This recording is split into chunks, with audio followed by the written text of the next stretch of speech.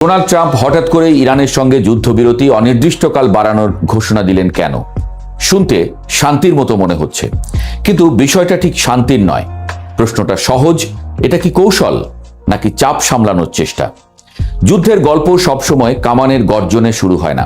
অনেক সময় তা শুরু হয় নিঃশব্দে, একটি পোস্ট দিয়ে, একটি বাক্যে, কিংবা এক টুকরো যুদ্ধবিরতি শব্দে। মার্কিন প্রেসিডেন্ট ডোনাল্ড ট্রাম্পের সাম্প্রতিক ঘোষণাটিও যেন তেমনই, একটু নরম, একটু ক্লান্ত আর একটু কৌশলী। সামাজিক যোগাযোগ মাধ্যমে দেওয়া এক পোস্টে তিনি জানালেন, পাকিস্তানের অনুরোধে ইরানের সঙ্গে যুদ্ধবিরতি অনির্দিষ্টকালের জন্য বাড়ানো হয়েছে। যতক্ষণ না আলোচনার ফল বের হয় ততক্ষণ যুদ্ধ থেমে থাকবে। মজার ব্যাপার হলো, ইরান কিন্তু বলছে তারা এমন কোনো অনুরোধই করেনি। তাহলে প্রশ্ন ওঠে, এই যুদ্ধবিরতি কার জন্য, কার স্বার্থে? এই প্রশ্নের উত্তর খুঁজতে গিয়ে ইরানের বার্তা সংস্থা তাসনিম কয়েকটি ব্যাখ্যা সামনে এনেছে। প্রথম ব্যাখ্যাটি সবচেয়ে অস্বস্তিকর। যুদ্ধক্ষেত্রে কার্যত আমেরিকার ব্যর্থতা। ট্রাম্প কি তবে যুদ্ধে হেরে গেছেন? 7 সপ্তাহ ধরে চলা এই সংঘাতে যুক্তরাষ্ট্র তার সব সম্ভাব্য কৌশল প্রয়োগ করেছে, কিন্তু ফলাফল প্রত্যাশা মতো তো নয়ই, বরং ভালোই নাকানি চুবানি খেয়েছে। যুদ্ধের ময়দানে যখন জয় আসে না, তখন রাজনীতির ময়দানে যুদ্ধবিরতি নামক একটি সুন্দর শব্দ বের করে আনা হয়, যেন ছাত্র পরীক্ষায় খারাপ করলে বলে, আসলে আমি পড়িনি, ইচ্ছে করেই দিইনি। দ্বিতীয় ব্যাখ্যাটি একটু বেশি চতুর।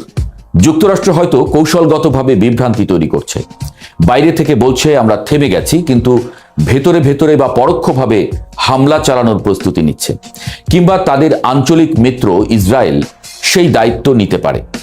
যুদ্ধের ইতিহাসে এমন নাটক নতুন নয়। এক হাতে ফুল, অন্য হাতে ছুরি। তৃতীয় সম্ভাবনা আরো সূক্ষ্ম।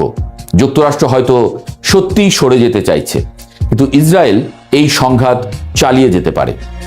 অতীতে যেমন লেবাননের ক্ষেত্রে দেখা গেছে, যুদ্ধবিরতির মাঝেও সংঘাত চলতে থাকে, অজুহাত তৈরি হয়, আর যুদ্ধ কখনো পুরোপুরি শেষ হয় না। চতুর্থ ব্যাখ্যাটি সমুদ্রের দিকে তাকায়। হরমুজ প্রণালী। যদি যুক্তরাষ্ট্র নৌ অবরোধ চালিয়ে যায়, তাহলে সেটি যুদ্ধের অংশ হিসেবে বিবেচিত হবে।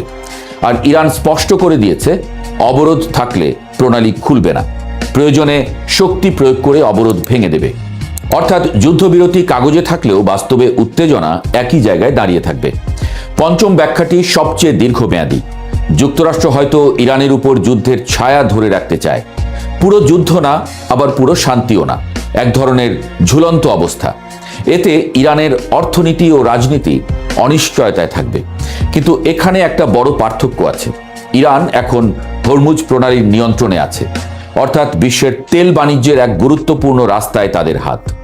তাই এই ছায়া যদি বেশি গাঢ় হয়, তাহলে সেই পথ বন্ধ হয়ে যেতে পারে, যার প্রভাব পড়বে পুরো বিশ্বে। এতক্ষণ পর্যন্ত গল্পটা ছিল কৌশল, ব্যাখ্যা আর রাজনৈতিক ইশারার, কিন্তু আসল নাটক লুকিয়ে আছে আর এক জায়গায়, অস্ত্র ভাণ্ডার। যুদ্ধ শুধু সৈন্য দিয়ে হয় না, হয় গোলা বারুদ দিয়ে। আর সেই জায়গাতেই যুক্তরাষ্ট্রের অবস্থা কিছুটা চিন্তার। বিভিন্ন বিশেষজ্ঞ এবং পেন্টাগনের অভ্যন্তরীণ মূল্যায়নের সঙ্গে পরিচিত সূত্রগুলো বলছে, ইরানের সঙ্গে এই যুদ্ধে যুক্তরাষ্ট্র তাদের গুরুত্বপূর্ণ ক্ষেপণাস্ত্রের বড় অংশ ব্যবহার করে ফেলেছে। যুক্তরাষ্ট্রের গবেষণা সংস্থা CSIS এর বিশ্লেষণ বলছে, মাত্র 7 সপ্তাহে যুক্তরাষ্ট্র তাদের প্রিসিশন স্ট্রাইক মিসাইলের অন্তত 45% ব্যবহার করেছে। ভাবুন, একজন ধনী মানুষ তার সঞ্চয়ের প্রায় অর্ধেক খরচ করে ফেলেছে। এখনো সে ধনী, কিন্তু আগের মতো নিশ্চিত নয়।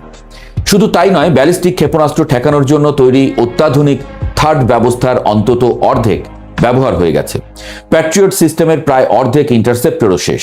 টমাহক ক্ষেপণাস্ত্রের প্রায় 30%, JASSM এর 20%-এর বেশি, আর SM-3 এবং SM-6 ক্ষেপণাস্ত্রেরও বড় অংশ ব্যবহার হয়ে গেছে। এই সংখ্যাগুলো শুধু পরিসংখ্যান নয়, এগুলো যুদ্ধের ক্লান্তির হিসাব। সূত্রগুলো বলছে, এই তথ্যগুলো পেন্টাগনের গোপন নথির সঙ্গে মিলে যায়, অর্থাৎ এটা কোনো আন্দাজ নয়, বাস্তব। এখন প্রশ্ন, এই ঘাটতি পূরণ করতে কত সময় লাগবে? সেখানেও উত্তরটা খুব আশাব্যঞ্জক নয়। উৎপাদন বাড়ানোর জন্য চুক্তি হয়েছে ঠিকই, কিন্তু সবকিছু স্বাভাবিক অবস্থায় ফিরতে 3 থেকে 5 বছর সময় লাগতে পারে। কিছু ক্ষেত্রে 1 থেকে 4 বছরেই ঘাটতি পূরণ হবে, কিন্তু পূর্ণ সক্ষমতায় ফিরতে আরও সময় লাগবে। এর মানে দাঁড়ায়, আজ যদি আরেকটি বড় যুদ্ধ শুরু হয়, বিশেষ করে চীনের মতো শক্তিশালী প্রতিপক্ষের সঙ্গে, তাহলে যুক্তরাষ্ট্রের বর্তমান মজুদ যথেষ্ট নাও হতে পারে। একজন অবসরপ্রাপ্ত মার্কিন কর্নেল মার্ক ক্যানসিয়ান তো সরাসরি বলেছেন, অতিরিক্ত গোলাবারুদ ব্যবহারের কারণে পশ্চিম প্রশান্ত মহাসাগরীয় অঞ্চলে প্রতিরক্ষা ঘাটতি তৈরি হয়েছে।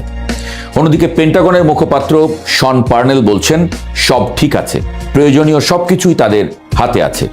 এই কথাটা শুনলে মনে পড়ে, পরীক্ষার আগে ছাত্র বলে সব পড়া আছে, এদিকে পরীক্ষার ফল বের হলে বোঝা যায় আসলে প্রিপারেশন কেমন ছিল। ট্রাম্প নিজেও বলছেন যুক্তরাষ্ট্রে কোনো অস্ত্রের ঘাটতি নেই, কিন্তু একই সঙ্গে তিনি ক্ষেপণাস্ত্র উৎপাদনের জন্য অতিরিক্ত অর্থ চাইছেন। এই দুই বক্তব্য একসঙ্গে বসালে মনে হয় পুরো গল্পটা সোজা নয়। আর ট্রাম্প হয়তো এবারও মিথ্যাই বলছেন।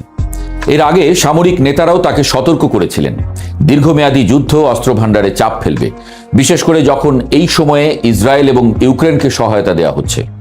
এদিকে মার্কিন কংগ্রেসেও উদ্বেগ বাড়ছে। ডেমোক্র্যাটরা প্রশ্ন তুলছেন, এত গোলাবারুদ ব্যবহার হলে ভবিষ্যতে প্রতিরক্ষা কিভাবে চালানো হবে।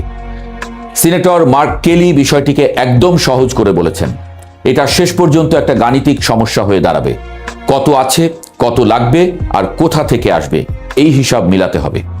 এই পুরো ঘটনাটাকে যদি এক লাইনে বলতে হয় তাহলে বলা যায়, যুদ্ধের ময়দান থেকে ট্রাম্প হয়তো পুরোপুরি পালাচ্ছেন না, কিন্তু ধীরে ধীরে পিছিয়ে আসছেন।